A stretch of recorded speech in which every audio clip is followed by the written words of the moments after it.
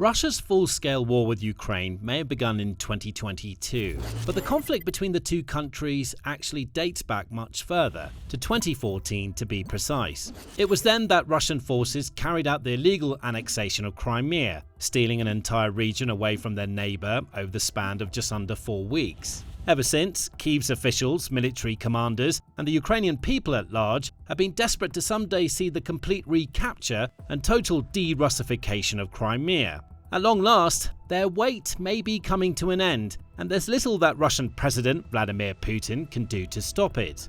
And this certainly isn't what Putin would have expected when he claimed Crimea as part of Russia over a decade ago.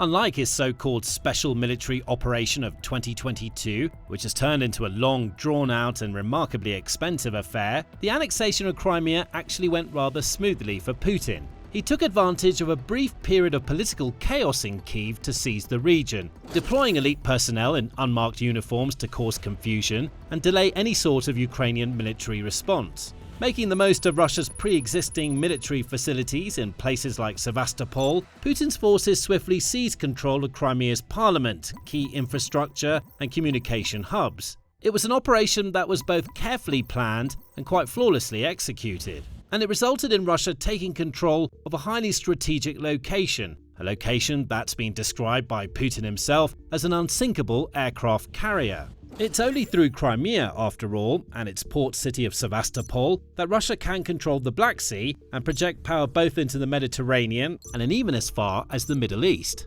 Whoever owns Crimea also enjoys influence over the various trade routes across the Black Sea, and it's worth noting that the surrounding waters are rich in natural resources like oil and gas. In short, it's an extremely valuable territory to control, and Russia took full advantage of that control when preparing for the full-scale invasion in 2022. It funneled troops, munitions and military equipment into the peninsula, which are then used to bombard Ukraine's southern regions. Since then, over the course of the conflict, Russia has continued to rely on Crimea as a military launch pad. It's fired countless missiles and drones on Ukrainian towns, cities and frontline positions from the peninsula, while also using the famous Crimean Bridge, which connects Crimea to the Russian mainland across the Kerch Strait, as a significant supply line.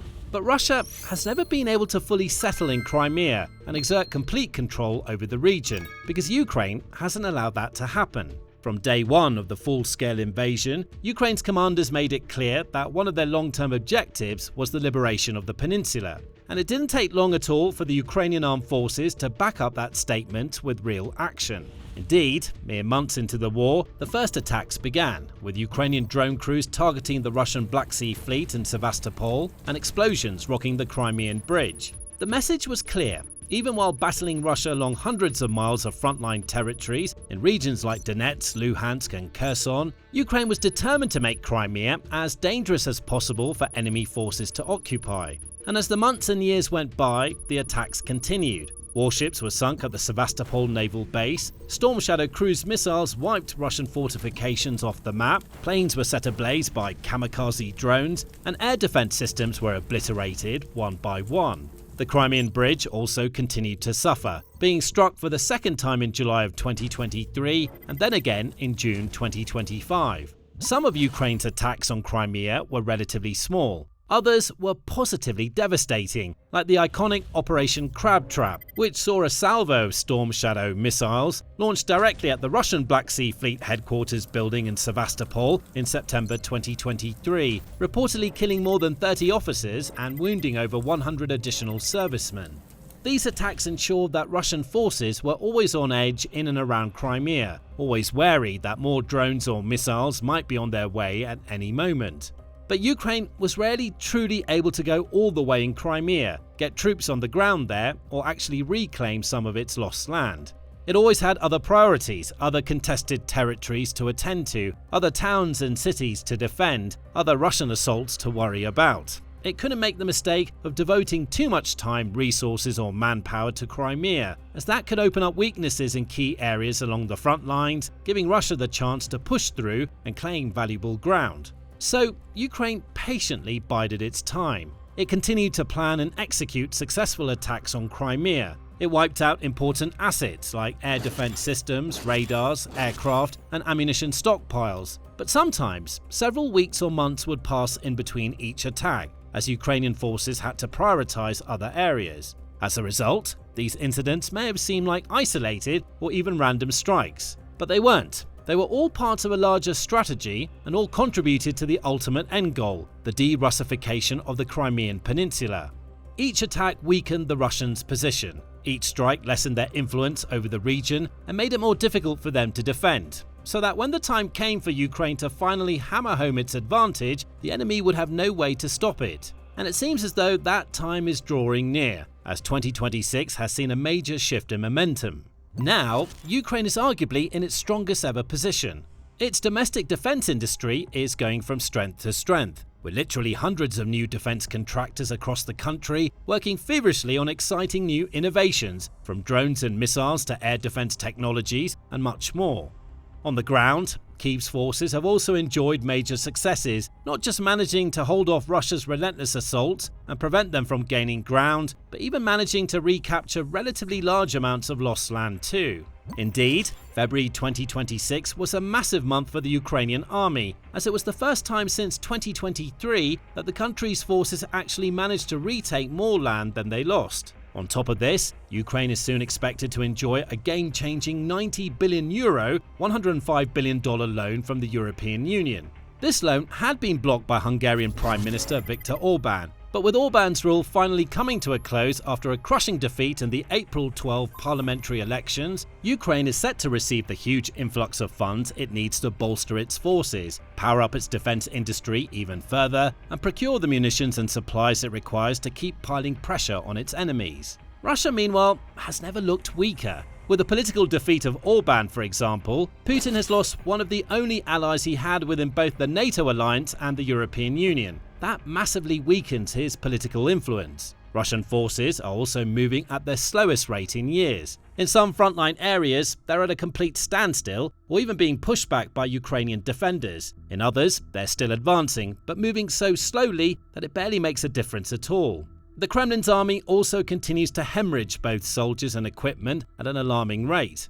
Tens of thousands of troops are either being killed or severely wounded every month. Thousands are also deserting or waving the white flag, and even those who willingly go along with their commanding officer's orders are lucky to last even a couple of weeks in frontline kill zones before having to be replaced with new recruits. And speaking of new recruits, it's now well documented that Russia is having an increasingly tough time finding enough of them. Its recruitment statistics are way down, while its casualty rate is climbing. And throughout the first quarter of 2026, it was consistently unable to bring in enough new soldiers to replace those that had been killed or wounded.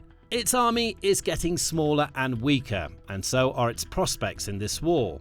All the talk about an inevitable Russian victory is slowly but surely fading away as experts and analysts across the globe, including some of Russia's own hardline military bloggers, realize that the tide has turned. It's Ukraine, not Russia, that's in the ascendancy. And Lieutenant General Ben Hodges, who served in the United States Army for nearly 40 years and rose to the rank of Commanding General, United States Army Europe, believes that this is the time for Kyiv's forces to kick things up a gear in Crimea.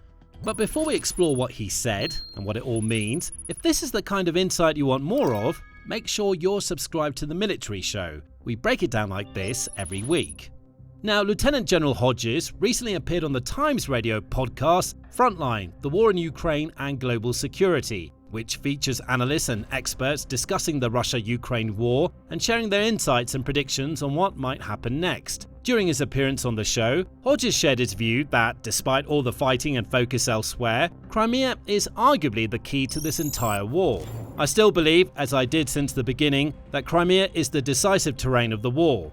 He explains that the peninsula has both symbolic and strategic value for both sides. Putin, for example, has consistently argued that the region should rightfully belong to Russia and has gone as far as calling it a sacred place and an inseparable part of Russia. The Russian leader is also well aware of the peninsula's strategic value, with Hodges noting, "The ability to project power across the Black Sea really comes from Crimea."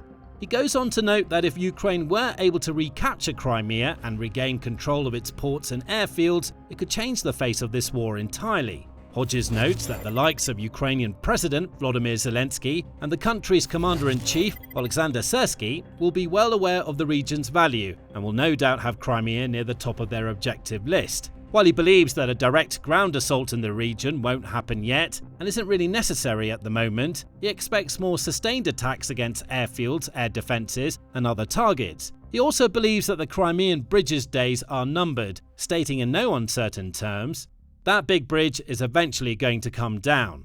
That would be a monumental moment for Ukraine. Even though Russia has effectively established a land bridge to Crimea by occupying enough of Ukraine's southern territories, it still relies heavily on the Crimean Bridge itself and the Kerch Strait in general to safely transport vital supplies like fuel, weapons and ammunition to forces stationed on the peninsula and southern regions. If that bridge were to fall, it would change the game entirely. All of a sudden, all the Russian troops remaining in Crimea would be cut off from their countrymen. They would no longer have the comfort of that safe escape route back to the mainland, nor would they be able to enjoy a steady and uninterrupted flow of supplies from Krasnodar Krai. It would also be an enormous embarrassment for the Kremlin to see this structure, which cost Russia almost $4 billion to build, wiped off the map.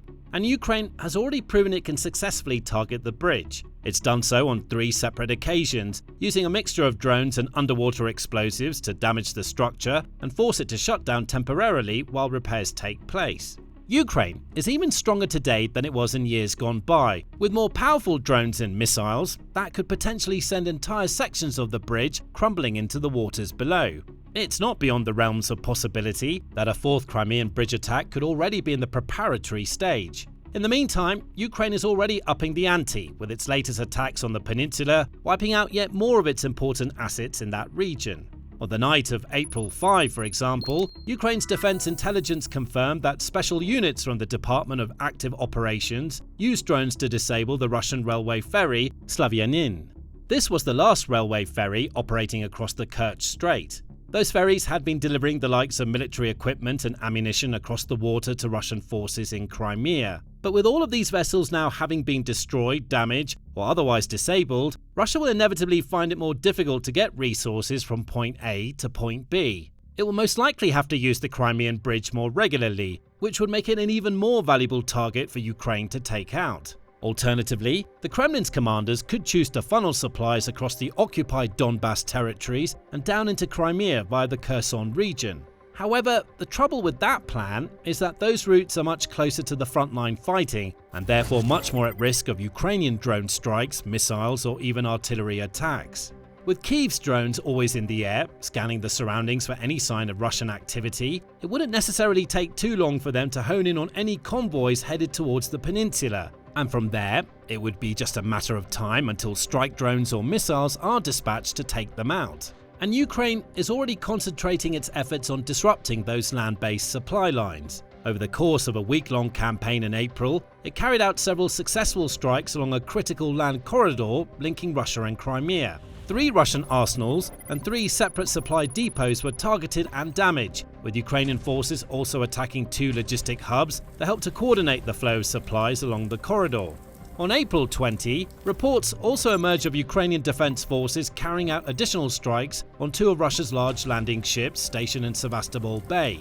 The 2 ships were later identified as the Project 775 Yamal and the Project 117 Nikolai Filchenkov.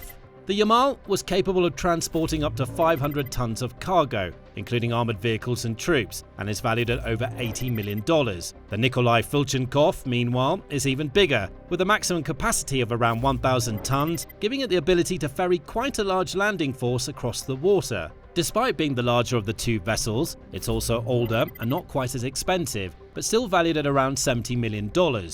These attacks, combined with a strike on the last Kerch Strait ferry, send a clear message. Ukraine is severing Russia's supply lines to Crimea. Bit by bit, it's isolating the region, making it harder and harder for the Kremlin's troops to get the fuel and munitions they need to defend themselves. In taking out the likes of landing ships, Ukraine is also preventing Russia from building up a bigger force on the peninsula. This is so important because in the past, even if Ukraine was able to eliminate a Russian air defense system or other asset on Crimea, the enemy could always simply replace what it had lost. If Kyiv's drones wiped out an ammunition stockpile, for example, Russian forces could just load up ammo from other regions and ferry it across the strait or over the Crimean Bridge. But with the supply lines being cut and pressured, that will no longer be possible. Looking at the bigger picture, this could be the start of something much larger. If Ukraine is able to isolate Crimea, then any Russian forces left over on the peninsula would essentially become sitting ducks. And with Ukraine's drones and missiles getting better and more accurate with each passing year, the defense forces would have little trouble eliminating the remaining troops. In turn, the Kremlin's control over the region would rapidly diminish, and if Ukraine could eventually forge a pathway through Kherson, it could exploit its enemy's weakness and someday send its own soldiers in to recapture the area. That may seem like a long way off, but all the pieces are already in position, and Ukraine's military is making all the right moves to finally bring its de-Russification vision to fruition. And with the Kremlin facing rising casualty rates, devastating equipment losses, stalling frontline assaults and flailing recruitment campaigns, it no longer has the means to fortify Crimea as strongly and solidly as it did in the past. So, if Ukraine can even exert partial control over the region, everything would change. Russia's Black Sea Fleet, which has already been forced into hiding by Ukraine's drone strikes, would become an irrelevance, as it would no longer be able to safely use Sevastopol as its home base. The Kremlin would also lose power projection capabilities and influence across the Black Sea and beyond. Then, in the long term, if Ukraine is eventually able to fulfill its long-held dream of becoming part of the European Union or the NATO alliance, Russia's sphere of power will decrease even further. It would represent an astonishing turnaround from 2014. Back then, after such a speedy and efficient takeover operation, Putin thought he'd secured Crimea as part of Russia for generations to come. Now, he's finding out how terribly wrong he was. Now you can learn more about how Ukraine is turning the tide of the battle in this video, which explores how Kyiv's forces recently liberated large swathes of land in occupied territories. Or watch this video for in-depth analysis of how the once mighty Russian army has been brought to its knees. And finally, don't forget to subscribe to the Military Show too, for more insights, analysis and breaking news from the Russia-Ukraine war and other important conflicts across the world.